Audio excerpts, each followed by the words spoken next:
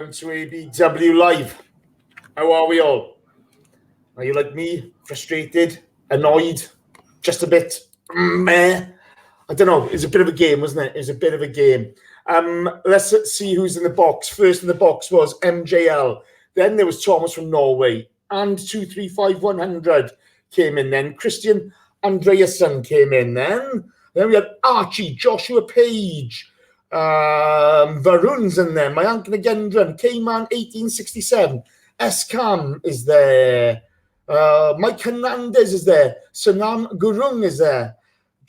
I'm trying to find a couple of others. Oh God, I'm giving up. Omaz is there, Tim Merrick is there, Yaz Gooners there, Thunder Roads there, Lars Goran N is there, Ron Rees there, Pablo Amar's there, and Shafiq is there. Ed Loud's there. Hello, everyone. Welcome to ABW Live. It's the North London Derby. How the devil are we? Tonight, I'm joined by the one and only. He's my brother from another mother.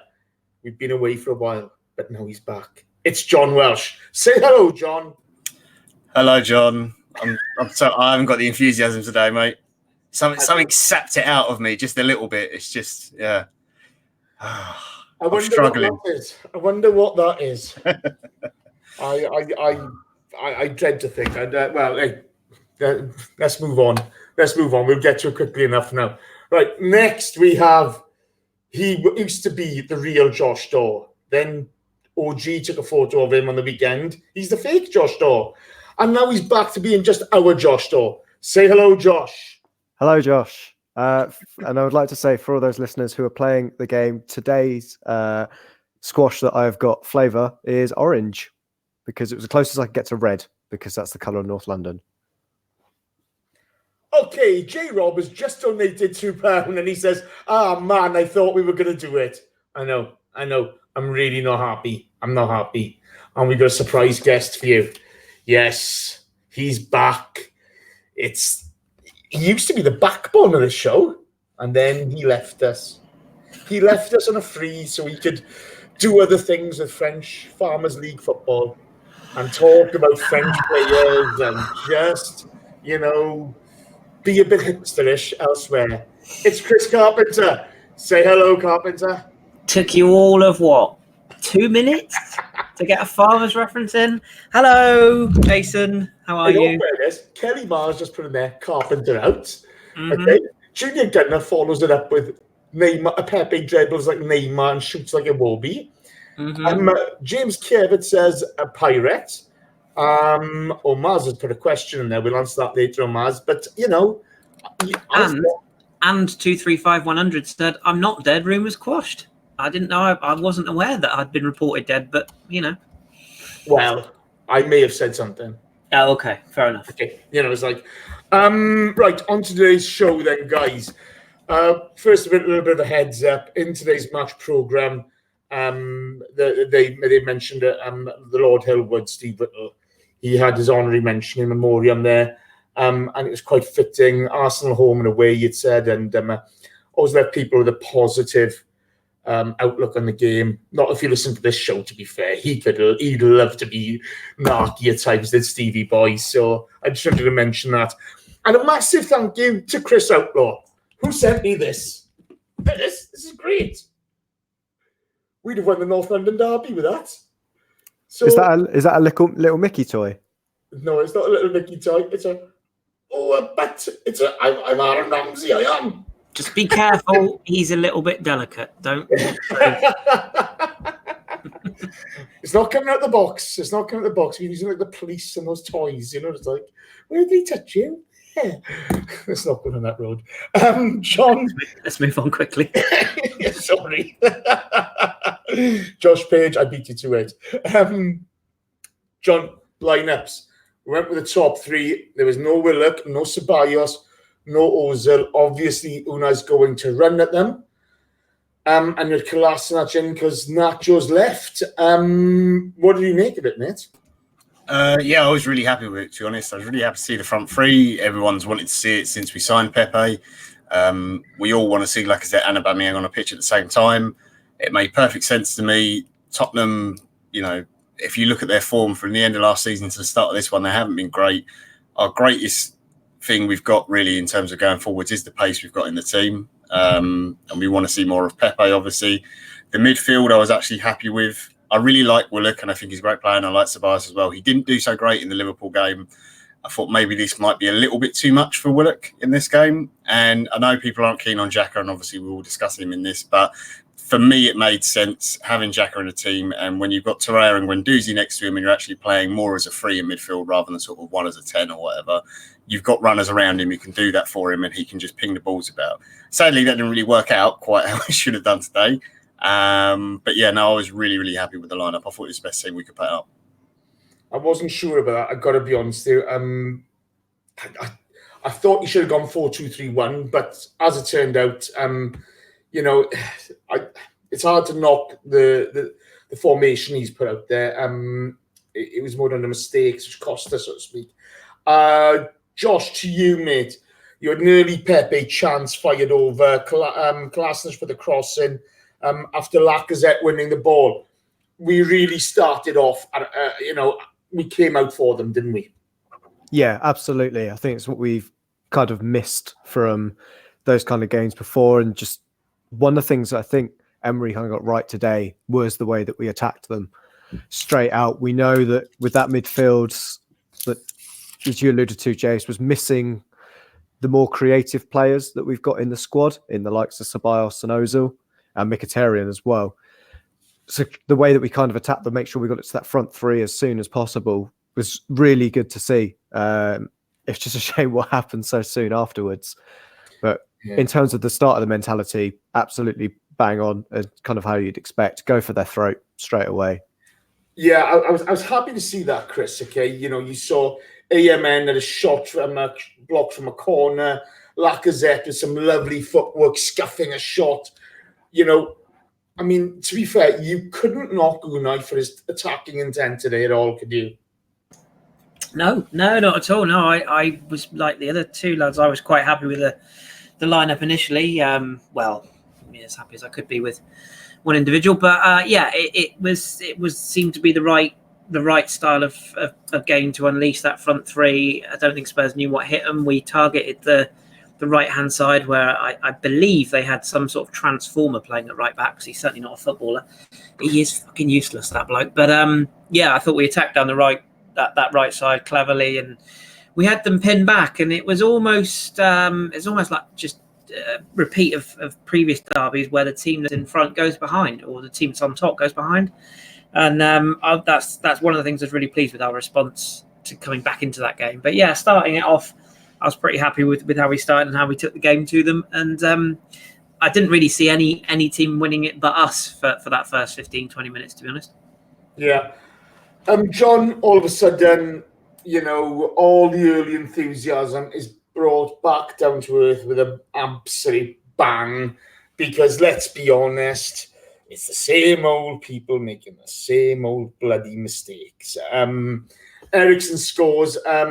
You had the ball coming up in the midfield, Xhaka going for a header with Kane, Sokratis deciding to join the party for some reason and making the weakest attempt.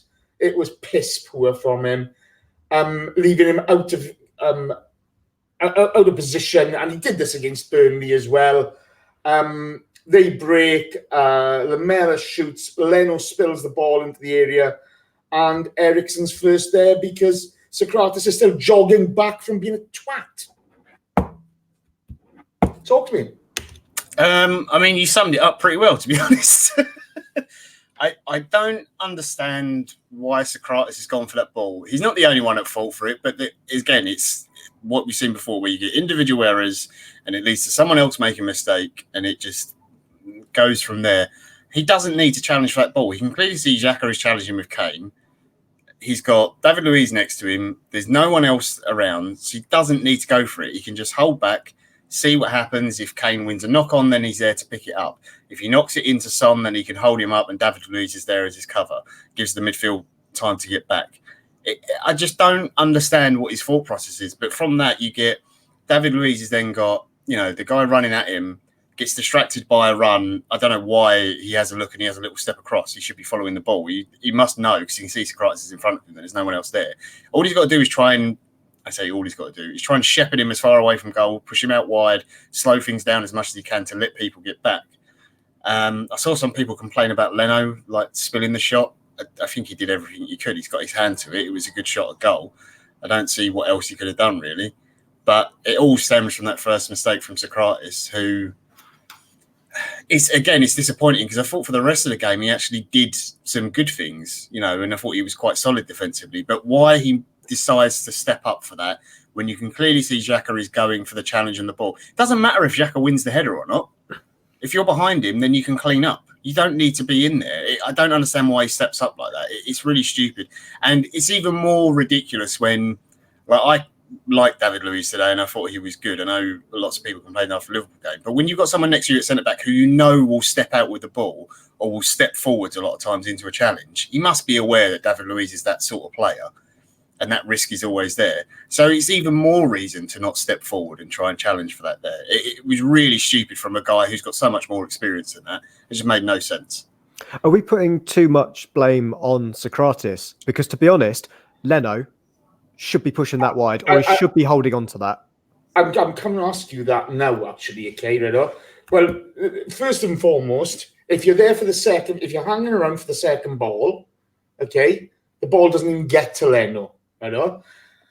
Josh, your thoughts on the save? I'm a bit in John's camp here. When I first saw it, I was blaming Leno. On seeing it again, I think it's a decent shot from Lamela, and maybe Leno should have had a stronger hand, but I think it's kind of hit him on the wrist area rather than on the hand, so he hasn't been able to push it out. What are your thoughts on it? I mean, if he's a youth goalkeeper, then yeah, maybe I'd give him a benefit of the doubt, but he's not. He's Germany's third choice goalkeeper. This isn't this isn't an inexperienced guy.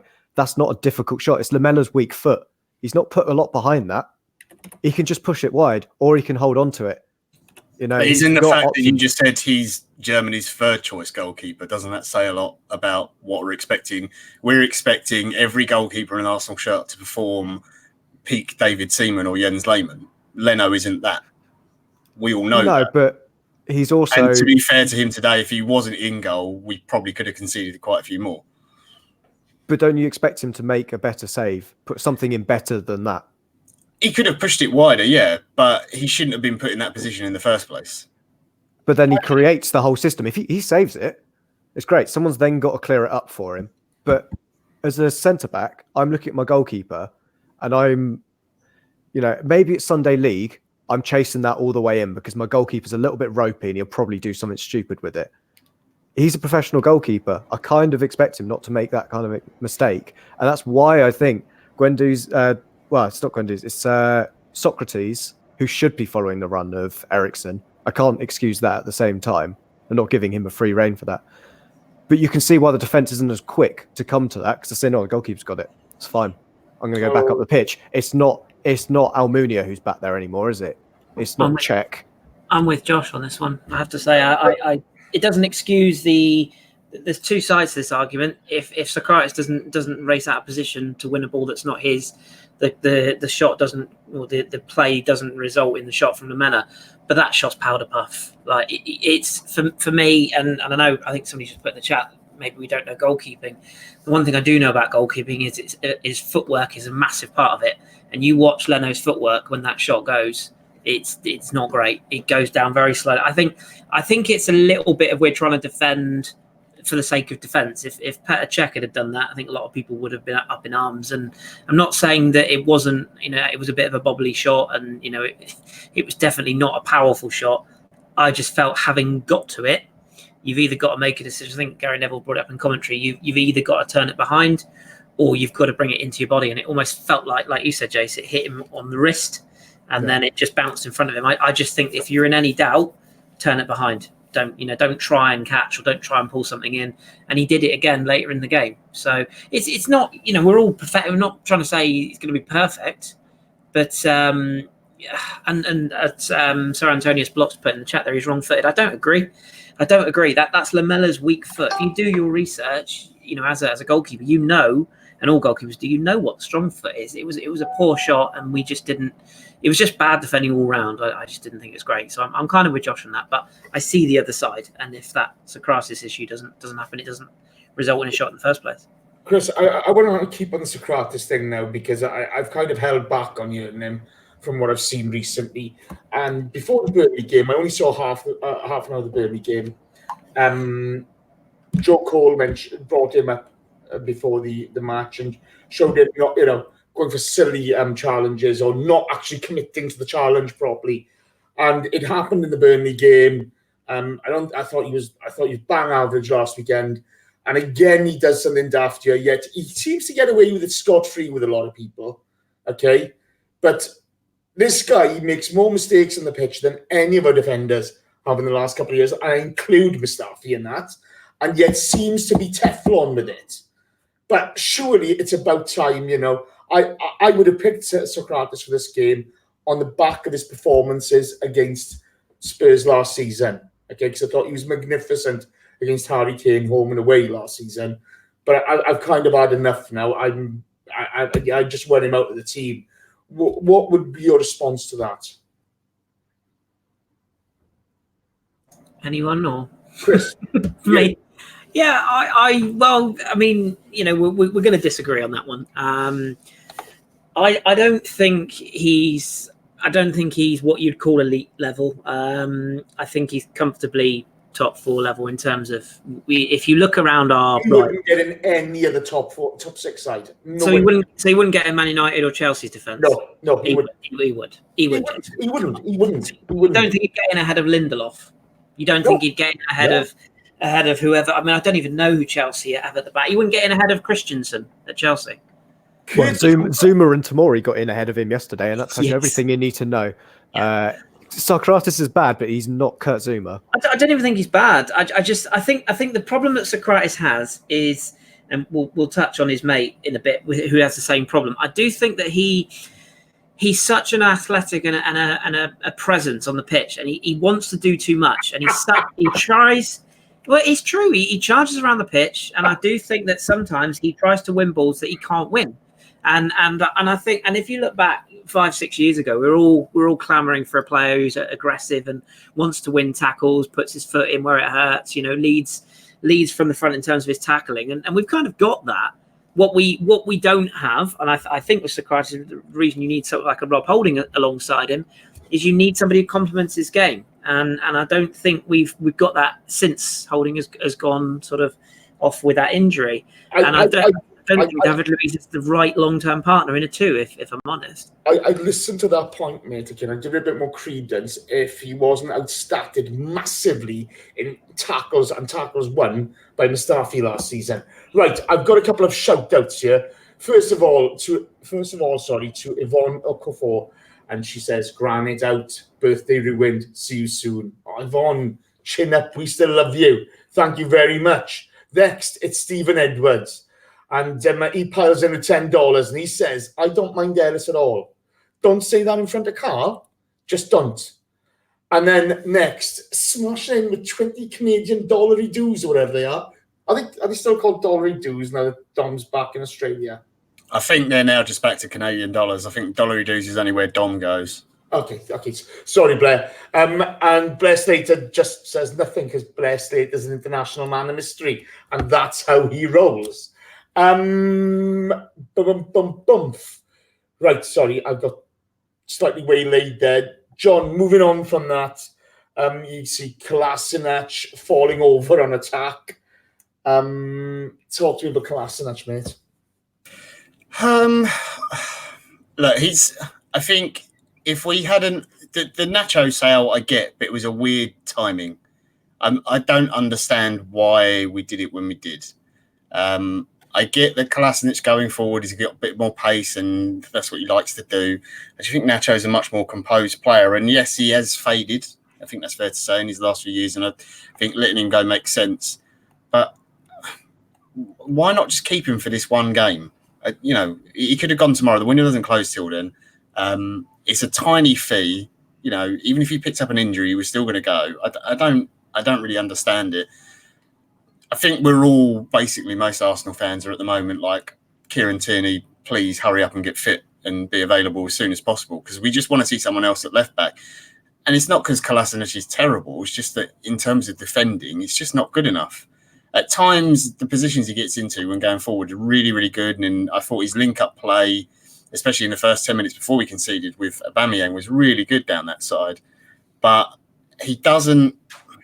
It's so 50-50 on like whether it's going to be a decent ball, is he going to drill it, is he going to ping it back? And a couple of times he pulled out some really nice passes, but then other times he just completely wastes the opportunity, gives possession over too easily, and then he's, in terms of effort of getting back, he's so slow, and it is really disappointing.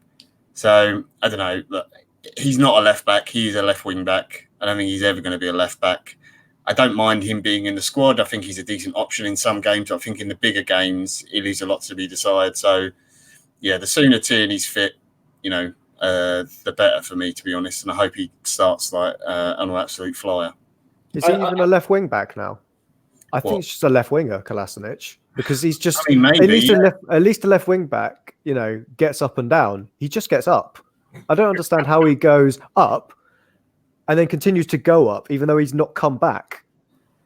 That's just infuriating in that second half. I got to be honest, I find it strange that we let Monreal go at all, and at this moment in time. Okay, so Tierney's due back in 2 weeks' time. Back of an injury, brother. If he struggles on his comeback trail, we could be in real trouble here. And if that decision starts to cost us points, it all looks a bit, this is a bit dodgy. I would say with the decision for Nacho go, if Nacho had played today, he would have at least been in the right position, but he would have got roasted by Son. That's the only difference that we saw in this kind of game, is that Kolasinac and Son never really came up against each other because Kolasinac was never in the position for that to happen. Son just had free reign down that right. Can I just say I fucking hate his face. Sorry, carry on. Son or Kolasinac? I fucking hate his smug little face. Fucking hate it. Sorry, I had to get it off my chest. Sorry. Do you know what? I do apologise, chat box. It's a bit of a private joke here. But whenever he touched the ball today, I used to think of what Steve used to call him, okay? don't even go there. I did the same. I was just thinking, oh, God, it was one of those. It was just like, Josh, to you on next. Eriksen smashes one, Leno saves it. Really good save from Leno. Then Leno has a great save from Son. He redeemed himself very quickly, Leno, didn't he? Yeah, absolutely. I say what I've said about him in the first goal doesn't make him an awful goalkeeper all round. This is why he's such a good goalkeeper and why he's got that call up again to the German national team. So I think the rest of his game, he was superb. He commanded that box well, came out for the corners. I can't remember too many corners against us where Spurs got ahead to it because Leno was so commanding. He just got out and caught it. So yeah, I think he did really well in that kind of in the rest of the half after that early issue with him. Yeah, and I think this is the thing, isn't it? To be fair to all of you guys, you will, regardless if we disagree on a point or anything, it's credit where credit is due. Unless it's Sokratis with you, Jace. Oh, hold up there. I am going to give him a compliment later. Okay, so lay off. Kris, you're the Farmers League boy, aren't you? Oh, fucking, there's two, everybody. Two references there. We're gonna count them all together, boys and girls. It'll be like Sesame Street. Get your abacus out. One. Pepe. Header at the back post. A really athletic block by Danny Rose. Was that going in or was that coming back across goal? Sorry. Don't give Danny Rose any credit, Jace. I can't have that on this show. Please, let's not do that. I think Pepe's. Me and Josh came to blows on this earlier on in the WhatsApp group. We didn't really. We just had a man hug and loved each other. But I think some people have already gone into that camp of all Pepe's all flash and no finish, and then other people are saying, oh no, I can see there's a player in there. He's going to take a bit of time to adjust, and I felt like today, as at Anfield, there was a few a few little touches, a few little runs, a few little passes. You went, this is going to click. And I think what's going to do it is his first goal. In terms of a header, I mean, it's not his strong point, but the one thing is he's a big lad. He's a big lad. He does give us a bit more aerial presence in terms of attacking side. And I thought that the header was actually very clever. He pulled off at the back post quite cleverly. I think he was actually trying to head it back across goal. And then that fucking Waffle House face, Danny Rose, put his thunder-cunting twat of a head in the way. But I'm sorry, but I can't. This might become a running theme, but I can't stand any of that lot. I can't. No. But yeah, it was average defending at best. But Pepe pulled off the man quite well. He finds space very well. That's was one thing that I really like about him and liked about him when I first laid eyes on him. He's athletic, but he pulls into space and he creates that. Professionals talk about that half yard. He finds that very, very well. And I do think we've got a real player in him. We may touch on his performance later on in the second half as well. But yeah, unfortunate that because the movement was good. And on another day, that's one of those ones that sort of hits a defender and goes between the keeper's legs or squeezes in the near post. But I don't think there was much more he could have done. And the cross was good as well. I think it's Aubameyang. Yeah. So one of those. It was John. My next note is how many free kicks do they have to give away before they get a yellow card, and then Rose gets a yellow card at last. They got away with a lot of rotational fouling because it was quickly followed by Lamela. Did you think Atkinson was getting a grip of the game at that point, or what were you thinking? I didn't mind him leaving it a little bit to get a yellow because it is a derby and it is so fired up. It looked like they were targeting Torreira. I just think it was a case of he's the smallest one in the midfield, so he's an easy target. They're not going to target Colin, are they?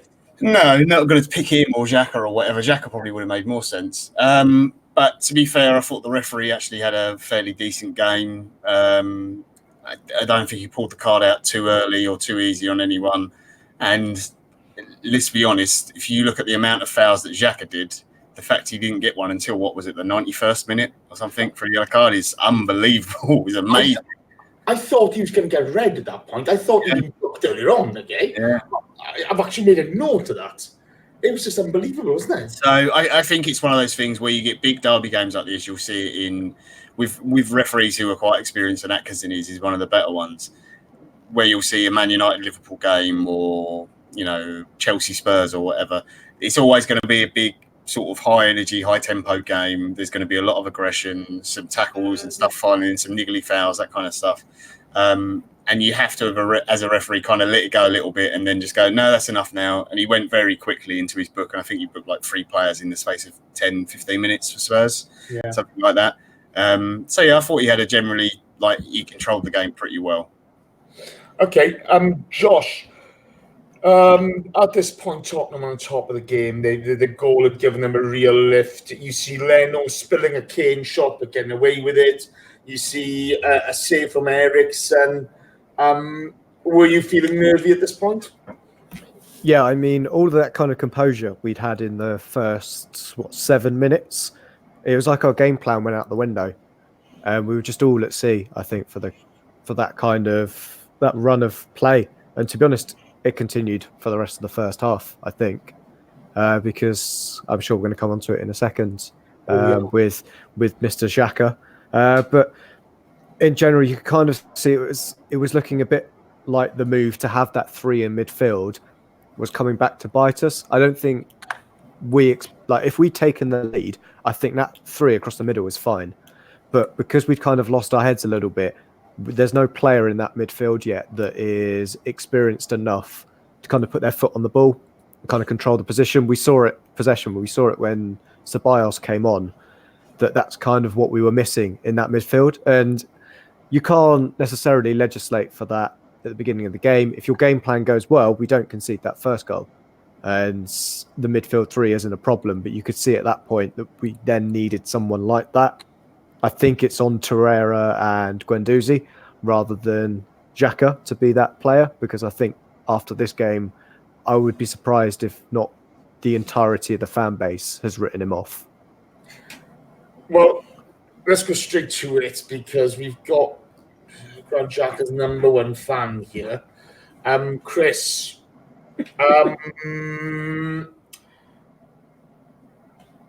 Talk to me about the penalty. What do you want me to say? The man's an absolute fucking clown. I'm sorry. I can't put it any more bluntly than that. Look, you know me, Jace. You've known me for probably longer than you care to remember or care to admit. But I will defend and support managers, players, coaches, Gunnosauruses, groomers, whoever. I'll defend anyone associated with Arsenal for as long as I've got breath in my lungs.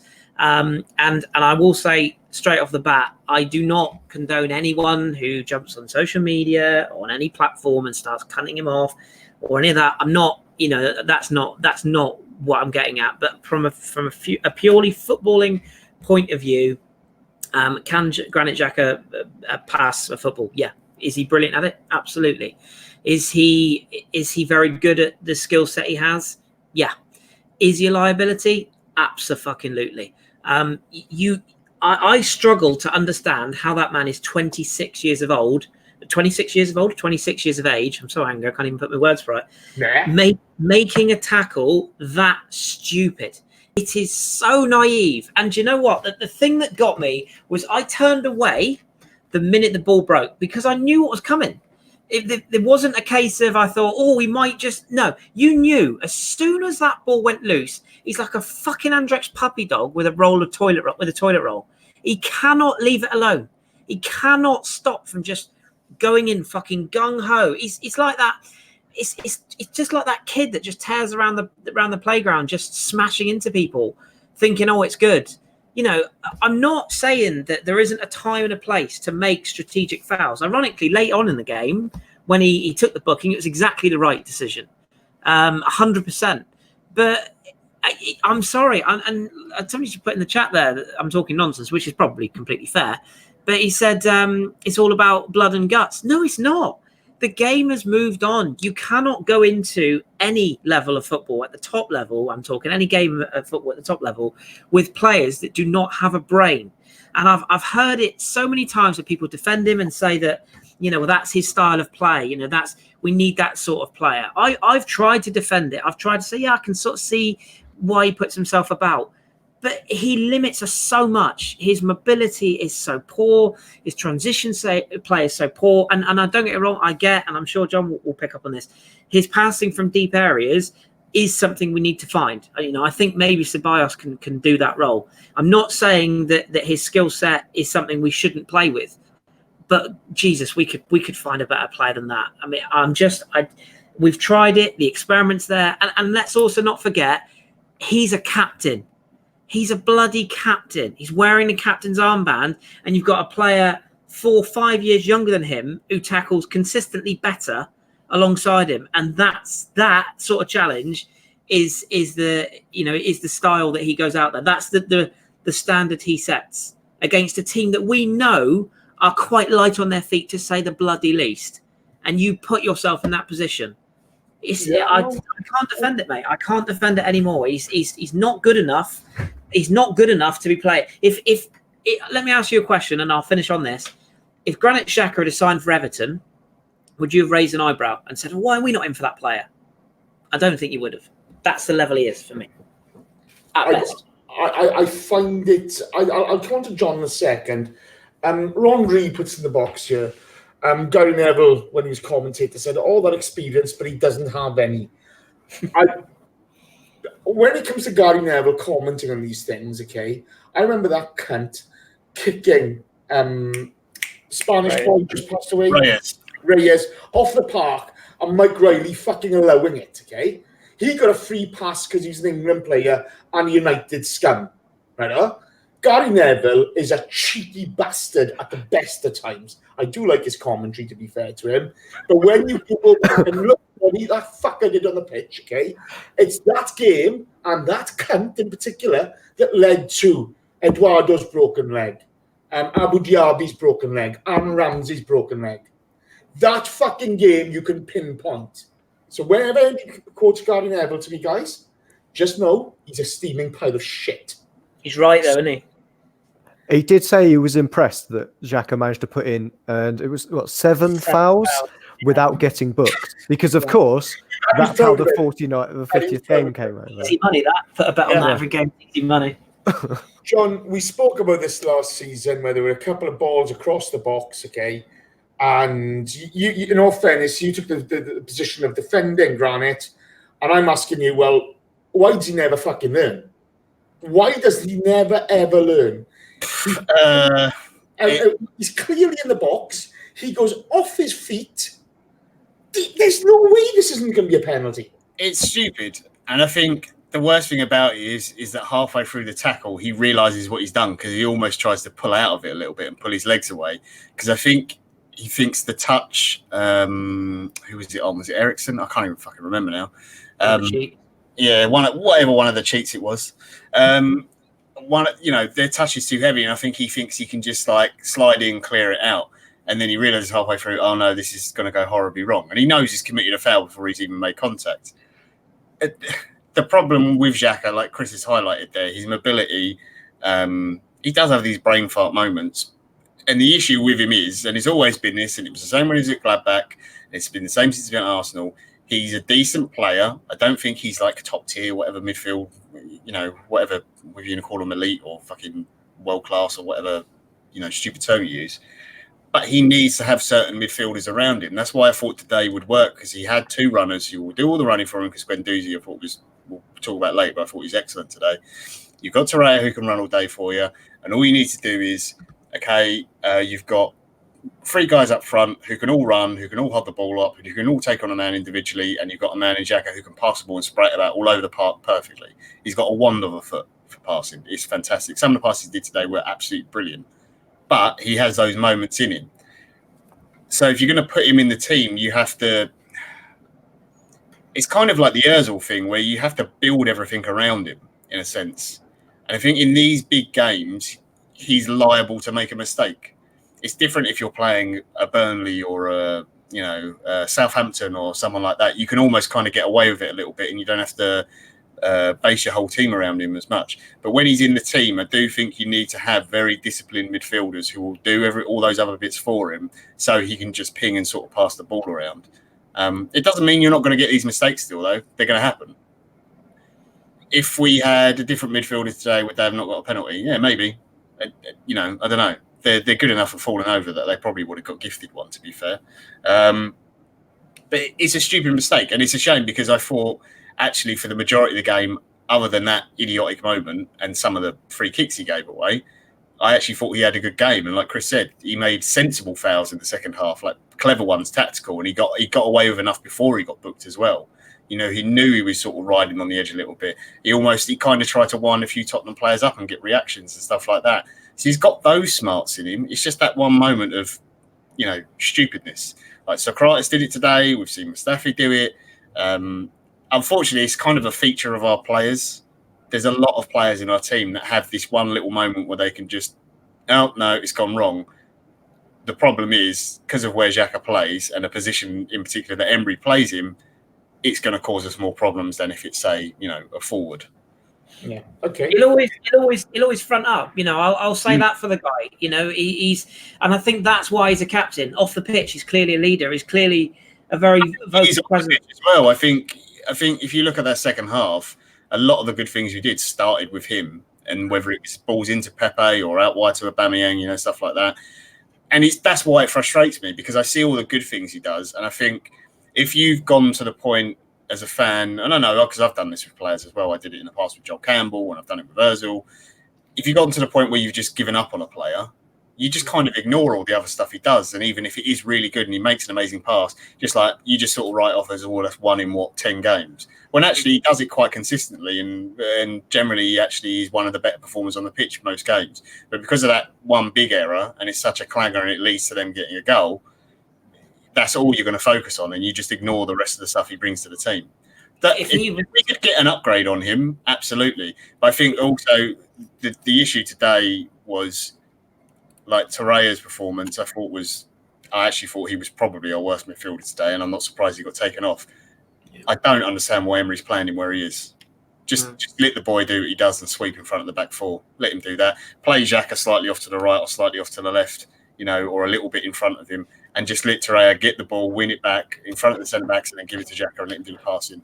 Like sense. Okay, right. Sorry, guys. Let's end the Xhaka thing there, because others are just going to take over the pod, and it's not about Grand Xhaka. Sahal Ibrahim comes in with a £5 donation, and he says, we need to change our formation. Our full-backs attack and have no cover. 3-5-2 or 3-4-3. Well, we'll have a look at that later, mate. It's an interesting topic at the moment. Josh, you then get a Pepe shot save by Lloris. Then we have a corner, I think it was, from that. Was it a corner? I can't remember. But Rose it looks as if Rose handles in the box. Ball spills out. Tottenham are under pressure. They can't clear the ball. We win the ball back. It comes out to Lacazette. Right, then left, then bang. And we're back in the game. Whew, how relieved were you at this point? I don't understand how to describe that goal. It's I don't really understand kind of what happened, because it was so quick. It was just amazing to see what happened with it. But it was one of those, with the Danny Rose situation, I didn't really see it. They didn't show another replay after it happened, which is normally a good sign that it was a handball, generally, is what I've found, especially when a Spurs player does it. If we'd done it, or that would have been on every camera, on every screen, up and down the country. But no, it wasn't shown. But yeah, I think it's a layoff from Pepe. So he has got his first assists for us. And then it was like, angry Giroud. When we used to drop Giroud and then he'd come off.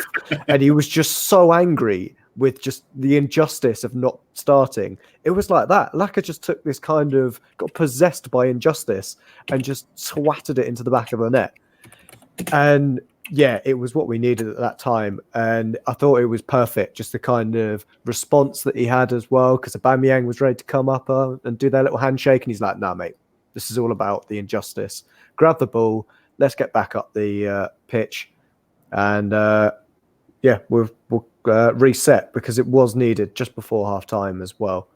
And I believe from our man in the crowd, Ellis, when Lacazette made that celebration, he just mouthed the words, fuck Kyle. Which is fair, ultimately. No comment. I can't not go to you next, can I, Kris? I can't. Really could, I felt like going to John then and totally ignoring you on the you got it, to be honest, yeah. But bearing in mind you have the biggest man crush on this guy ever, talk me. Oh, he's brilliant. He's absolutely brilliant. I still occasionally, if I get bored or if I'm having a mega poo, I do occasionally scroll through my Twitter feed for about a year and a half ago and laugh at people going, yeah, he's not good enough for Arsenal. He's not first team. And when we signed him and people messaging me going, oh yeah, Farmers League, all this bollocks. One of them was called Jason.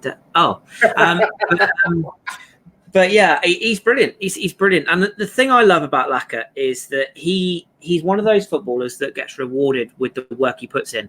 That boy works his arse off, and he doesn't just work his arse off for his own game. He works his arse off for his teammates.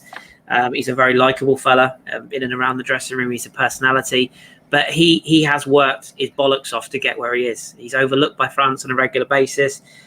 He stayed at Lyon probably longer than I think he would have thought he would have in terms of his career progression. And we're very lucky to have him, like very, very lucky to have him. And he doesn't often get enough credit for the sort of goals he scores. That's not the first goal he scored like that. His quick feet. I remember the goal at Cardiff he got, the one at Chelsea, the quick feet against Liverpool last year. He's got unreal close control in the box, and he's the one player that the sort of, I think Lana used the quote, he just goes ice cold when he finishes. And yeah, of course he'll miss a few. He'll have his moments like any striker. But he in front of goal with sort of 15 to 20 yards in front of him, I'd back him to hit the target and score 9 times out of 10. And that goal was just fantastic. And if you watch, I think it's the Tongan's eyes as Laka takes that second touch, you can see his soul leave his body going, I'm fucked here. I'm fucked. And the finish itself was brilliant because he put it in the one place that Lloris couldn't get to it. And that was basically straight through Lloris. There's no thought behind that, as in terms of, I'll place it in the corner. He knows that from that distance out, if you hit it as hard as you possibly can, a goalkeeper is not going to save it, or at the very least, you're going to knock the keeper into the net with it. So it was a brilliant finish, but the movement was fantastic. It came at such an important time. And it was a shame for him and for us that he had to leave the pitch. I saw a few people were saying, why did he get taken off? And there was a bit of booing in the crowd. We'll come to that later, mate. We'll come to that later. Yeah, that was a shame. But the goal was brilliant. And that's what he gives you. He gives you that ability to finish in close spaces. Burnley's the other goal in it this season. His control, his technique, his touch, fantastic. John, it was fabulous. It was a fabulous finish from him. Lovely, sparkling feet, and just what we needed at that point in the game. Because if we'd have gone in 2-0 down, I think it could have been a different story. Yeah, absolutely. I mean, the guys have described it brilliantly. I think there's some pigeons or something like roosting above my window out there, and like the noise I made, I just saw one of them fall. I think he just committed suicide. I scared him to death. Just shot, completely plummeted. Oh, don't even get upset. Well, look, we can't go a podcast without mentioning a pigeon in some way or another. But honestly, the only way to describe that goal is it's better than sex. Honestly, it was just amazing. It was magic. If you guys knew how much John likes sex, okay, I mean, it is absolutely, he's at a different level. He's like, who's the guy Catherine Zeta-Jones is married? Michael Douglas, sex addict. So that's how highly this boy rates it. But yeah, honestly, it was. I thought you were going to go David Duchovny there. He was the famous second. It was so just that first touch and then the little flick around him and the way he hits the ball as well, just everything about him, and he is like just ice cold, and he's like the king of cool, just everything about him, and that's the thing I really do love about him is his work rate. I mean, before he came off, he's already signalled that he's got like I don't know whether it is a fire. Leave that to the end. We'll come to that later. Later. Right, okay. Chat box. How the devil are you? How are we? It's half time in the game. It's half time in the show. You know what time it is. There's about 400 of you in there at the moment. You're all enjoying the free content, aren't you? Yes, you are. You're all just sitting there, chirping in, typing away, having a little argument with each other. Yep. Be like Aaron Ramsey. Deliver. Start fucking tapping that like button, you shameless bunch of fucks. I'm really, I've had enough of this. I've only got 83 likes, and there's 400 of you there. Come on, get going. Be like Aaron, tap the fucking like button, but come on, get on with it. Never ever do that again, Jace. Ever. Sorry. Do that. But I'm trying to make a point here, okay? Their parents, if their parents knew that they were in this bloody chat box and not tapping that like button, they'd be ashamed of them. They would be right now, let's rip up the will. I always preferred your sister or your other brother anyway. Yeah, because they tap the like button. But no. You're like Danny fucking Rose. You come in, you want it all, but you don't fucking deliver. I just don't get it. Who do you think you are? Don't mess about. Come on. I expect 150 toot sweet. Because otherwise, okay, I'm going to inflict Ellis Mel on you all. Really. That. And Ellis, well, he'll be here and he'll make your life hell. I'm telling you now. Come on, don't let your parents down, okay? Your grandparents went through hell to give you a life in this world, and right about now they're turning in their graves because they're thinking, oh, the fuckers don't even know what the like button is. They don't tap it for them. These boys, they put all this effort in to free content. We don't get money like Gary Neville, no. All except Josh. The reason for that. yeah, to be fair, there's a very good reason for that. Yeah, come on, let's start talking that like, but 100, come on, get on with it. Right, second half, Josh. We come out of the blocks again. Lloris saves from a Lacazette header. Then you get Lloris fuck up and Aubameyang mishits it. Or, we were coming out for them, weren't we? We were. We looked like that side that it was almost like we needed half time. It was a bit weird, 2-0 down, but obviously then getting the goal and going in 2-1, you'd kind of think we want to continue playing, but that break and play natural blatant play really helped us out, I think, because we looked like the team that was going to go out and win this. The same kind of team that we saw last year at the Emirates and turned around a 2-1 deficit at half-time to go on and win the game. And the way that we just attacked them, you could see that we'd finally rattled or got to Davison Sanchez and that kind of makeshift right back that had playing there. And the yellow card for Danny Rose certainly helped us as well on the other side to really pin them back and just attack them. It was a shame that, you've got the kind of players, and he frustrated me all game, and it'll go on to, I'm sure we'll go into his bigger performance on Pepe. But he frustrated me in kind of his rawness. It's that kind of side that now you're paying £80 million for a player who's still up and coming. He's not a finished article. I know it's only a couple of games in, but there was some decision making, and it just kind of frustrated me because they were there for the taking in the first 10 minutes of that half. We could have put that game to bed. I agree with you, but I just don't think it's him. I think there's a lot of people who made some poor decisions, at certain points. Kris, a particular question for you here now. You see Rose push Pepe into dead ball, okay? He's not making any effort for the ball, okay, to an attempt to play the ball. He's clearly backing into him. And I don't get how do people get away with this? If you're not attempting to play the ball, why should you be touching another player? I don't know. I to be honest, mate, having watched the start of the season and having watched the I think there was a decision in the Villa game yesterday. There was one certainly in the Leicester game that I watched. I don't think we have got the gist of this VAR thing in this country yet. I don't think we as fans don't really know what's going on. We've got laws changing all over the place and nobody really knows anymore. Football is a contact sport. It always has been. But if you're going to change that rule and you're going to say no, if, as you rightly said there, if the ball's not being played, part of the aesthetic of football was always like the dark arts, and you shove a player off the ball slightly just to knock them off balance. You move players around, sly elbow, sly dig. Not like it was in the 80s, kicking people up in the air and going through people, but it's always been a part of the game, just like it is in rugby, just like less so probably in cricket, so less contact. But those kind of sports, you get those small tactical edges. But I'm seeing things given for fraction of a toe offside and a handball where the ball, like the Man City one, where it's come off, and guess who that goal was chalked off against? Funny that. It seems like certain decisions just can't be explained, and I don't really get, as you said, if he's not playing the ball, I don't really know what the justification is to let it go.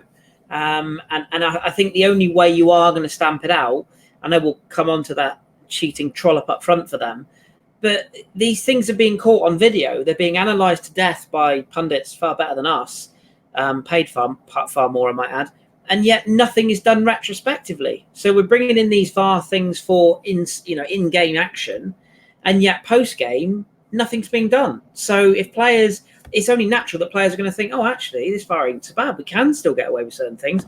We'll carry on doing it. Man City are the kings of it, the tactical foul. Those fouls are being let go because they're not in the penalty area or because they're not 2-footed challenges.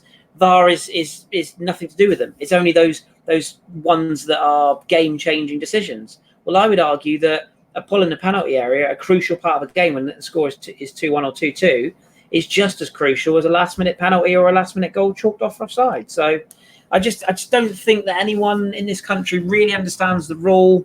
I think Bundesliga and Serie A and Liga are miles ahead of us in terms of using the technology the right way. And until that changes, I don't think any of us are really going to be able to answer the question as to how players get away with certain things that they do in the games. I don't get it. I mean, it was like the Salah one that we got, right? That went against us. There were a number of tackles that happened or, pullings of shirts that occurred in the game today. I would have thought, well, if we're conceding a penalty like that, why are we not getting one? Because it's the lack of consistency. if you go back That's to the last week's game, I've no qualms with the Luis penalty. He pulled Salah back. But you saw Van Dijk pull Pepe, nothing given. Yeah. It's exactly the same offence. Now, it doesn't matter who's running away from goal or whatever. It's a pull of the shirt in the penalty box, and that winds me up. Jim Housen smashes in with a donation, and he says Pepe played like his girlfriend was watching. Ooh, nice. John, Lloris had a great save from Guendouzi. I mean, Guendouzi pulled out. We'll come on to talk about Guendouzi later, so I don't want to wax too lyrical about him now. But he put out a fantastic shot, and it was a great save from him. Yeah, it was a really good save from Lloris, and he had to pull off a couple, particularly in the second half. Obviously, we talk about Guendouzi in a bit, but the shot was great. His run was perfect. The movement into the box, the whole build-up play as well was really nice. It's probably the best move we strung together in the whole game, I thought. It was a real shame that it didn't end up in a goal. But yeah, everyone did everything perfect then, and that's sort of like watching peak Arsenal when we're all at full flow and everyone's clicking. And at that point, I just thought the fact that Lloris made the save, I just thought, okay, it's not a case of when we score. If we score, it's going to be when we score and just how many, because we just had them completely on the ropes. They were in absolute bits at that point. Absolutely, Josh. You then saw Kolasinac put wide a ball from a Lacazette header when Aubameyang's coming into the back post. Bit of a miscommunication there. I mean, that's Kolasinac all over, isn't he? Completely unaware of his surroundings. Because he had other opportunities in that second half, even like defensively, when he's stepping up rather than should be stepping back to go and cover maybe the position he's leaving wide open behind him. But I have no issue with him going for it at all. I think Aubameyang might regret shouting at him, shall we say? I suspect he might be up against the dressing room wall after the game for daring to question Kolasinac, but it was so frustrating that he didn't get on the end of it, but that's fair. It was annoying. Kris, then you see Kane absolutely skinned Sokratis. I was a bit surprised at this because Sokratis was really good at this man-on-man against Kane last season, and he hits the inside of the post. The ball, thankfully, comes back out. Heart in mouth time. Yeah. He's still a giant lumbering twat, Kane. So don't expect me to give him any credit for getting that shot away. I'm the worst person for these shows, aren't I? Because I could never do this for a living. Because somebody had asked me a professional question, I'd be like, yeah, he's a twat, whatever. This is what the show's all about. Well, yeah, true. No, I mean, he's all right. He scores a few goals. He's bang average. But, he's just, let's be honest, Harry Kane's an overrated Alan Smith, isn't he? Let's be honest. But, yeah, I mean, he got the shot away. The concern, I suppose, like you'd say, is how he rolled Sokratis. I think the only thing you would say is Kane basically has done nothing for the entire 90 minutes before that other than take a penalty. So he's probably more fresh than Sokratis is at that position. Again, it is something we have to be a bit wary of in terms of how we defend those close quarters, because the modern game is that close control in the box. We saw it at Lacazette's goal. You have to be tight enough to get a block in, but you can't be too tight that you allow somebody to roll. I was going to say credit where credit's due. No, I'm not going to say that. It was an all right shot. I'm glad it didn't go in. He's a monumental fucktard. Nice. John, Torreira is replaced by Ceballos, and Ceballos makes an instant impact. He gets away a fantastic shot early doors. Good save from Lloris again. It was all us at this point, wasn't it? Oh, yeah, absolutely. We had total control of the game up to that point anyway. The one thing we were missing was having the sort of link between the midfield and the front three. Xhaka was pinging the balls wide and using the width really well and hitting fullbacks and hitting Pepe and Aubameyang, who were making good space. But we just needed someone in the middle to do that. And Ceballos was the right man to come on. Again, looked more like he did in the Burnley game than, say, the Liverpool one. Was straight into it, was quite happy to get stuck into a tackle as well. But yeah, he's just got great feet. He's very calm on the ball. He'll take the ball under pressure. He'll turn a player.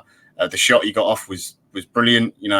I thought he's having a shot already. It's a little bit early for that. He's trying to come on and make a name for himself. But he, in those two games, in today and the Burnley game, he's looked fantastic. The Liverpool game, not so much. So I mean, the jury's still out on him. I think against Liverpool, it's a lot harder. Let's be fair, Liverpool and City are the two clearly best teams in the league right now. So maybe it is a little bit too much for him. But he looks... That's the midfield at the moment that I'm looking at and thinking, okay, well, how do you get Ceballos, Guendouzi? Who's the third one that plays? Is it Torreira? Is it Guendouzi? Are you doing some other sort of thing where you're going to three at the back again and then you're playing a slightly different system?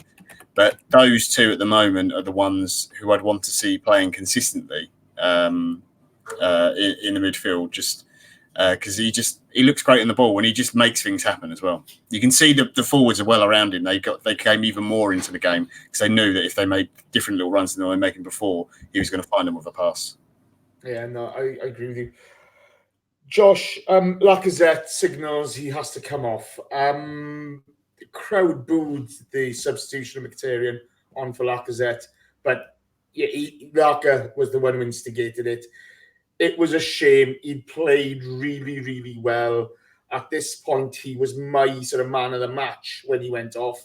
But, we missed him as soon as he went, didn't we? Yeah, I agree that, that he was our man of the match up until that point. And, I think if the crowd had seen the signal that he was making, and maybe they did, they were maybe just booing the fact that we were bringing Mkhitaryan on rather than Lacazette coming off.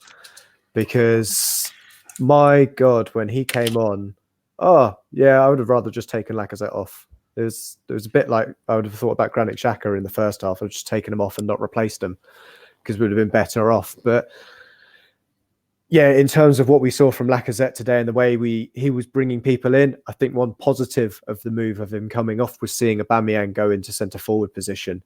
And if we'd had, hindsight is 2020. Maybe Reece Nelson comes on instead to really drive at Sanchez and Sissoko. I think that could have been another option that we went with. That was one of the things that kind of slightly frustrated me is that we brought these two new guys in from the youth academy.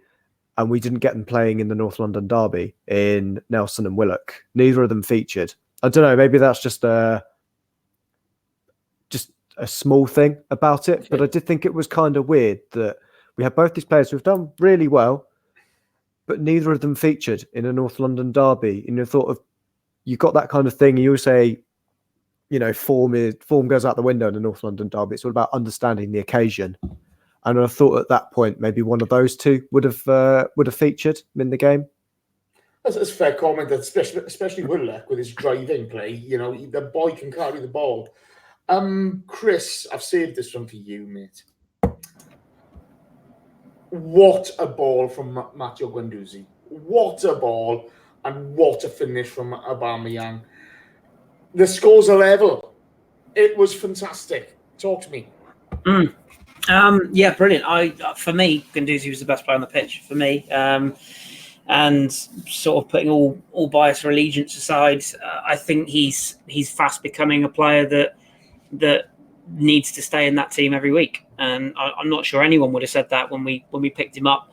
He's a player that for me is maturing every time he goes onto the pitch in the way he plays the game. In his positional play, he takes a lot of responsibility. People think that holding midfield role is a role where you've just got a simple job, break up the play. There's a lot more to it than that. He's a good carrier of the ball. He transitions the play very well. He's formed quite a good partnership with Willock in those opening two games, which I like. That's the sort of the youth, the enthusiasm. Obviously, we've touched on Xhaka, but he offers us a very different style to Xhaka. And he's very, very quickly become a key part of what we're trying to do in the midfield. Our very own OG has just put in the chat there, and he's spot on. He never hides. He always wants to receive the ball. He always wants to drive the team forward. I know it's a trivial thing, and it's all about passion. That's PASHUN, of course. But he's one of us. You can tell that he is Gooner, as Andrea Shavin would say. he's one of those players that you can just tell that every single time he goes on that pitch, he wants to win and he would bleed for the club. And you can't have too many of them. And in a modern sort of society where you can't always rely on players like that, it's great to have. And I think what you saw today was the ability that the lad does have, not just that pass, but also the shot that in fairness, Hugh Loris did well to put his beer down and tip behind for a corner. And or was it wine? I don't know. I forget these things. But that was a very good shot as well. And he made that space for himself.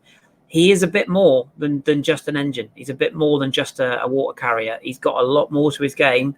And I think the older he gets, the more mature he gets, the more that you'll start to see him being given that license to create. And that pass was brilliant. I think they said again in the commentary, the pass wasn't on. There was no way that pass was on, but he made it on. And great credit to Aubameyang, whose movement was superb to get into that position, because that was the only type of finish that he could put in that position. But yeah, he will be assuming somebody doesn't take him off our hands, because we will get offers for him in the next year or so. I think he will be a key part of this midfield moving forwards. And great credit to the lad. He came in as a nobody. Let's be honest, unless you were like me and just happened to follow the team he was at. But okay, don't get all hipsterish on me now. But he was, he was a nobody. He was a bit of a gamble. And other players who were touted around have not signed for us and gone other places and not done things that he's doing. Fair play to the lad. He's stepping up, and let's hope more follow that example, because the more younger, energetic players with a future in that team, for me, the better. John, the goal gives a massive lift. It was a great bit of interplay from the two involved. You then see Xhaka smashing a long-range effort.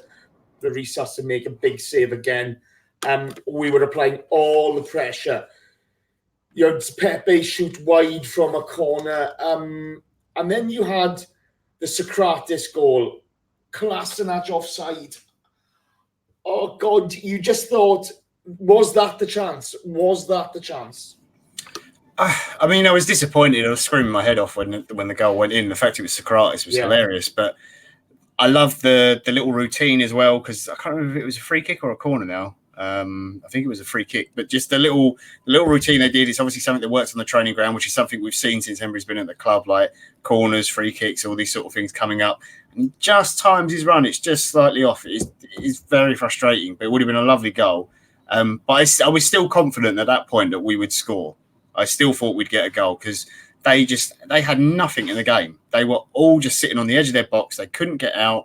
They couldn't get the ball up to Kane. Every time the ball was going forwards from them, it was a loose ball, and Guendouzi was the first one. He'd intercept it, win it back, and again, immediately bring it forward again and apply the pressure. So I just thought it was a matter of time until we got that third goal. Yeah. The question's been asked was who was the reason behind Guendouzi's signing. Arsblog mentioned a few weeks ago that was a Maitland-Niles signing. It wasn't an Emery signing. It wasn't anybody else. That was Maitland-Niles. Maitland-Niles identified Torreira, Guendouzi, and all those guys. So, this credit was due to him. Marcus Hodges smashes in with a $5 donation, and he says, "Thank you guys, great job as always." Marcus, you're far, far, far too kind. Josh, Ceballos with a rugby tackle on Ali in the box. How the fuck did we get away with that? Because of Dele Alli, and it wasn't a rugby tackle. I thought it was 6 and 1 and half a dozen of the other, to be honest. Maybe that's Arsenal bias, but this is an Arsenal podcast. If you want to hear an unbiased view, watch something else. Fair enough. Kris, Davison Sanchez, whose legs had gone, absolutely screws up a ball. It comes down to Mkhitaryan. And don't get me wrong, the ball's spinning in the air. It's not the easiest thing to control at times, but Mkhitaryan absolutely botches it. It summed up his game, didn't it? Yeah, he's struggling. He's struggling at the moment. He's another one that I like to try and defend, because much like a few sort of people on this pod and probably watchers now, I remember the player at Dortmund, and I know that player's still in there. It's almost got a little bit of a. It's ironic that on the week that Alexis Sanchez went off to Inter and we got the other player the opposite way. It's almost like their two careers have transitioned into what each have become. But I do believe there's a player there. I think the one thing Mkhitaryan is he's an arm-round type of player, and that's not Emery's sort of greatest strength. He likes to coach a team, not an individual. And I do feel like Mkhitaryan is a player and he's an arm around him. But yeah, I didn't think he influenced the game. I wonder about that substitution. I wonder if we'd have had a mentally right and proper Mesut Ozil, would he have been a better option? Equally, we could have brought Mesut on and lost 4-2. So it's who knows? But it was a game that was crying out for something. I did think Ceballos just on that really was good when he came on. I thought he played very, very well. Looked like a man who wanted to start that game. So fair play to him. But yeah, Mkhitaryan, he did have a bit of a mare. And there were one or two. There was one right at the end as well where he was trying to get it onto his right foot after the ball broke to him. And it might be the same one you're referring to, actually. But he just never looked set. And he looks like a man who just needs to find his touch again. I think maybe the Europa League might be ideal for him this year because that might give him the game time he needs against some, no disrespect, some lesser opposition, where he can find the form that we know he's capable of. But yeah, he's struggling at the moment, and he rightly wasn't in the team to start with. And unfortunately, he didn't change the game as Ceballos did today. Unfortunately. Someone needs to put an arm around him and throw him straight out the fucking door. Well, Klopp said about him, I've never known a guy who needs an arm around him so much. It's true. Send him to Liverpool. He can fuck right off. Honestly, I'm done with the bloke. I've had enough. Waste of space. Talking done with the bloke. Sorry, guys. We're going to keep this moving now. We've been going 10 minutes. We've got questions to do. John Atkinson absolutely bottles sending Harry Winks off. Sokratis going down the right-hand side on a hell of a run. He gets forced out. That's fine. But, you get Winks grabbing him by the neck, trying to pull him off the ball. You're not allowed to do that. Sokratis gets booked for the altercation afterwards. Yet fucking Winks, how does he get away with that? How? I think it's because he's already been booked. It's that simple. You can't book one man and not the fucking other in that situation. You just can't. At times as a referee, and people weren't like this, and this is not, me trying to be nice to Tottenham in any way whatsoever, but there are times as a referee when you look at something and two players are wrestling and you're going, what a load of handbags that is. It's a complete load of nonsense. Neither of them is actually trying to punch each other. They're just trying to get each other sent off. One of them's already on a yellow card. You book the other one, they're both on yellows. You have a stern talking to both of them, and then you tell them to go away. If either of them commits a foul again, then you send them off. Because if you send Winks off at that situation and you give Sokratis a yellow card, then it just turns into absolute carnage. Now, that might have benefited us, possibly, but the referee, all he wants to do is try and keep 11 players on the pitch and keep it a fair game and keep the game going and the tempo of the game and everything else. And I know people won't like it, but I actually think he did the right thing. Okay. Here's a question. Sorry, bear me a second. Danny's just put in the box the link to the Pirates draw. Now, we're supporting the Pirates again this season. If you want to be in with a chance of winning a She Wore clock, a She Wore watch, or a Pirates match day shirt, click on the link. It's only £5 to enter. There's some cracking prizes. If I win it, no fuckers having my prize. I'm not putting it back in. I'm keeping it. So there you go. Okay. Josh, let's end it now. With the last part of the game, Kane clearly diving in the box, forcing himself into Sokratis. Sokratis has done really well in that situation as far as I'm concerned. The referee gives us a free kick, but no yellow card. I mean, you'd seen Ali dive, you'd seen Son go over easily. They got away with a bit of blue murder there, didn't they? Yeah, Kane had done it a couple of times. I think there was one of the 7 fouls that Xhaka gave away was a Kane dive, sorry. And yeah, I think Sokratis did absolutely superb not to just stand on the cunt's head as he was on the floor, because that's what I would have done. And I would have definitely given away a penalty. But at least he wouldn't have been able to take it. So there's always an upside to that. But yeah, I don't understand why that's not a yellow. There's a couple of things you would have thought. Thunderbird 5 would have called in and said, that's a dive, book him to Michael Atkinson or Martin Atkinson. But no, nothing came through. So it's one of those things that I think maybe it's because he's England captain, or maybe it's because he doesn't understand the concept of yellow, so they can't give him a card. I don't know. But I don't understand why you wouldn't give him a yellow card for diving there. In all fairness, Josh, okay, Danny Rose, Lamela, Eric Dyer, Kane, Dele Alli, they all have a face which deserves to be used as a trumpet. Do even their fans like them? I mean, they are just the most deplorable bunch of fucks, aren't they, that team? You just listed off a list of them there. Harry Winks, when he goes over, question, does he fall sideways? Because that's all the fucker can play, sideways. Honestly. Sissoko, is that guy really a footballer? Fuck me. Even the commentators are taking the piss out of him in the end. They are just a deplorable bunch of fuckwits, aren't they? The upside is that of the house of cards that it is slowly getting taken underneath from Pochettino as they're selling left, right, and centre. I expect half that team to be gone by the end of Monday. The one thing I'd say is, if as a player you're at Spurs, you're Kane or Ali or whatever, you've dived season after season, winning penalty, free kicks and everything, and you keep giving them.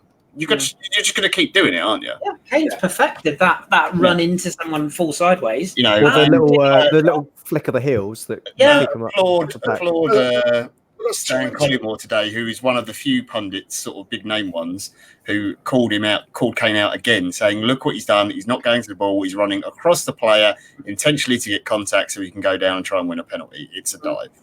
And avoids taking a shot." It's 2 and 2 weeks identical, okay? And no yellow card. That cunt deserves a ban.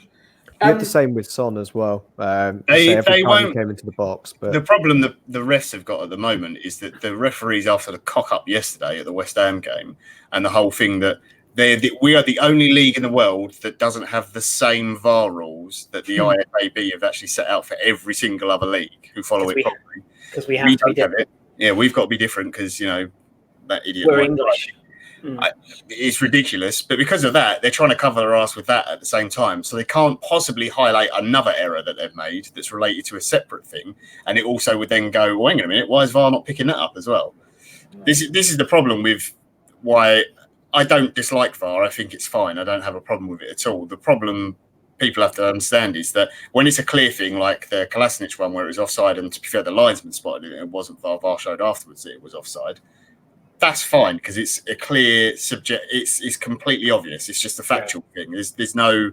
It's not opinion based. The problem with diving or who's made contact first, or if there's wrestling in the box, who initiates it, who pulls who down.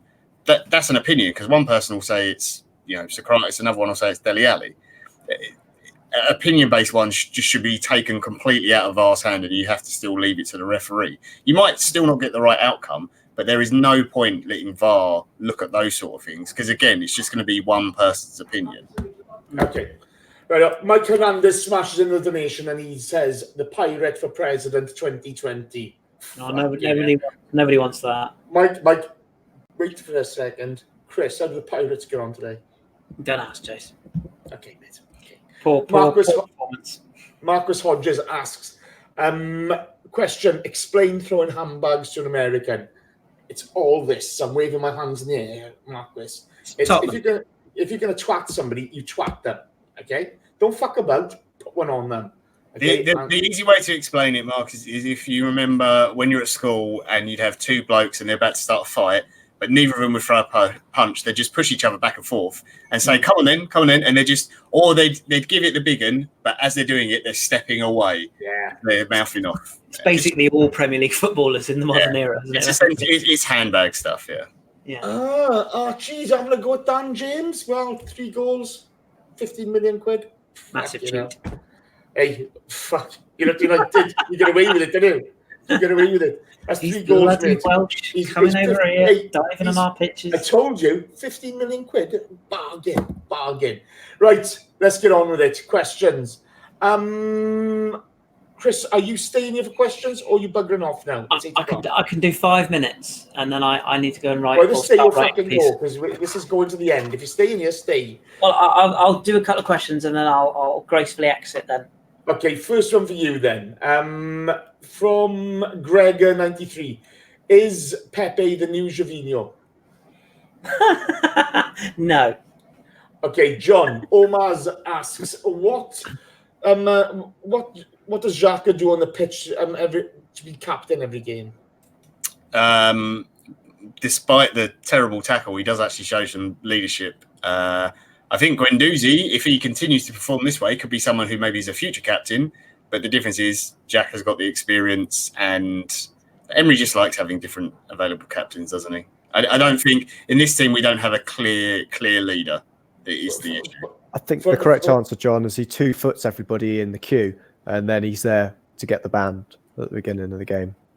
He does also, release the ball quicker than most of our midfielders, and has one of the best pass completions and tackles and interception rates. But let's not look at stats or anything. Yeah. Well, I got to be honest here. I wonder how that midfielder performed without him today, because that's the big thing. It's a fair point.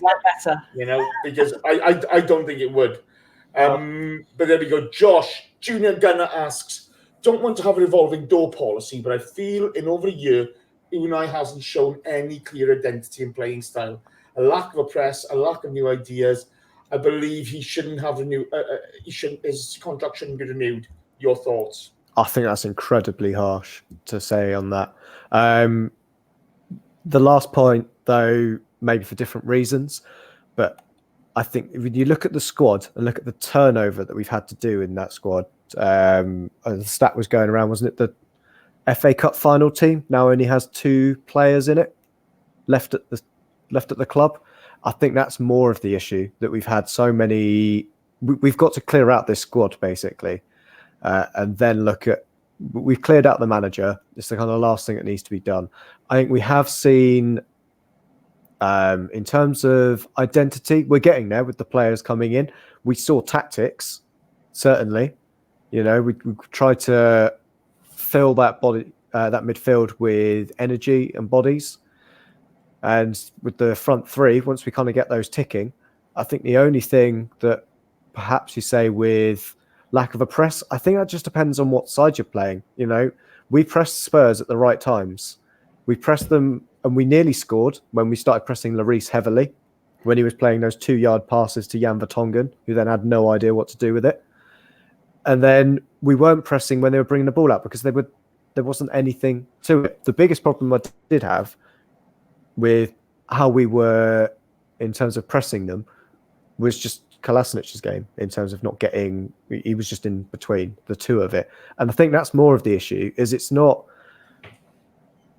Unai trying to get his complete ideas. It's that one person not doing it, or the 2 people not doing it, that means that it looks like we don't have a plan.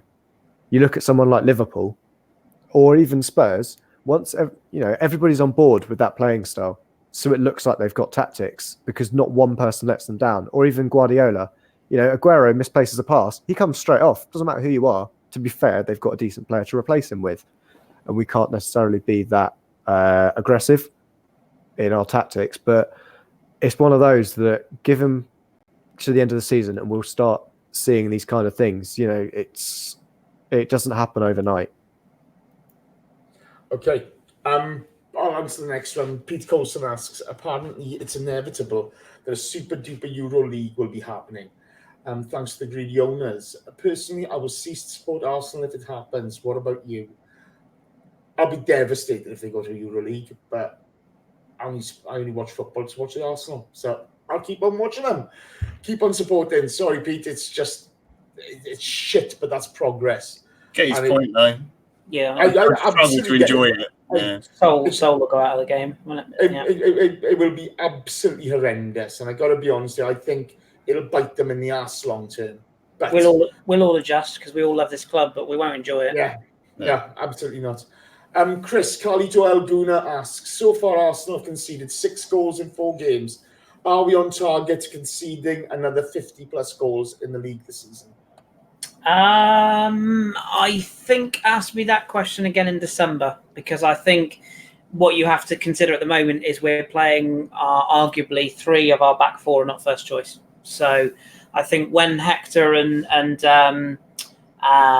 Tierney are back in place, I think they are your first choice fullbacks, and I think Rob Holding is probably your first choice centre back alongside one of Luis or Sokratis. So I think you probably will see things tighten up a bit when they're in place. You certainly get continuity, but right now, if we have this defence for the rest of the season, we probably will ship that many. But on the flip side, I think we'll score more goals this season.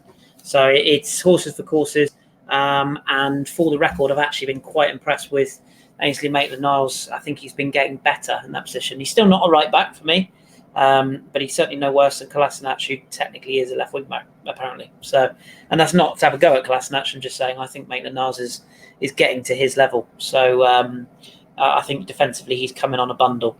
And I think we've got enough midfield options now. I would focus on keeping him in that position and working at him and getting him to work with Hector and learn. Because if we do that, we've got potentially 2 right backs for the next 5 to 6 years, and then we just need an understudy for Tierney, and we're set in that position as well. So, I would judge us a little bit more when those players are back, personally. Okay. John, Loki73 asks, is Emery a crazy genius or a knuckle-dragging fool? I still can't work it out. What's your opinion? I think he's a man who realises when he's made a mistake and generally adjusts well for it. Not all the time, because I think he cocked up in the Liverpool game with some of his subs. But I think normally if he's got something wrong, he'll try to adjust in the game, whether it's tactically with the players already on the pitch or with substitutions he makes. I do think he overthinks things sometimes and overanalyses. I don't think as a club we're ever going to get any further than 3rd in the league with Emery's manager. I think that's the best we can hope for. I don't think we'd ever win the Champions League under him. We'd definitely never win the Premier League under him. The best we could ever win in terms of trophies would be, League Cup, FA Cup, Europa League, which, don't get me wrong, I'd happily take all 3 of those this season. That'd be amazing. But I think we're very much at a plateau with Emery. I think the team and the performances and stuff will get better, but I don't think we're ever going to be in a position to challenge with him as manager. Okay, John Bernstein asks, is it a problem that only Laka and Albert are scoring for us? I mean, it is if, someone like Pepe doesn't come in to add to those numbers. But I think just looking at it generally, we got a lot of goals out of Laka and Aubameyang. I'd be worried about what we've got to do with them in the Europa League. We didn't get, I wouldn't say we got the hardest group in Europa League, but there are some actually competent teams in there compared to the last couple of group stages we've got.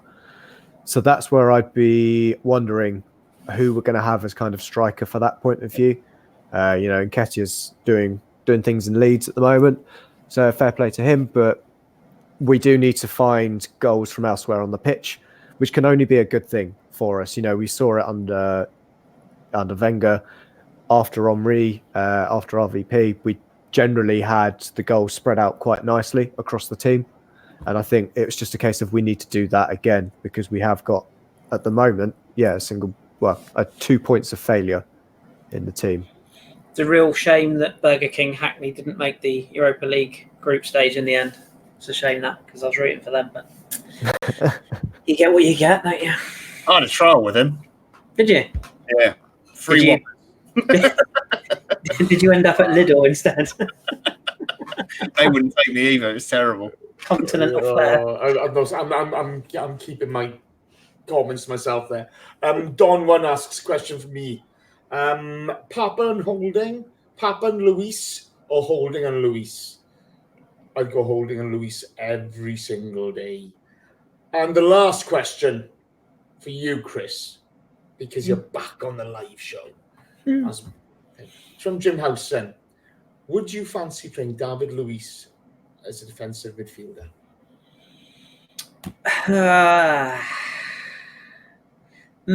Over Xhaka? Yeah. Sorry, I had to get that in there.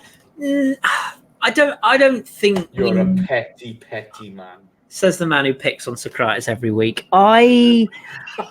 You've set yourself up for that, my friend. I don't know. I don't think it would be the worst idea, but I think we've got better options to negate the need. Let's put it that way. I think Ceballos will be a really, really good addition. I'm one of the few positive people who thinks that he'll actually end up signing permanently with us, because I think a season's a long time in football, and I think when he gets settled over here and realises that he probably will be first choice, and he sees when Zidane gets sacked again and Real Madrid become a basket case again, I think he might realise that it might be worth sticking around with us. I think him, Torreira and Guendouzi form the future of our central midfield, and that's excluding the opportunity of potentially bringing in new players again next summer. So, no, I don't think I would put Luis in ahead of players. That said, if we're struggling and we have got injuries, or we're trying to close out games, I wouldn't be against him playing in that position, but I would definitely like a strong back four behind him before I'd consider it. Good question. Okay. Right up. That's it for today then, guys. Been going for an hour and a half. Apologies to a few of you.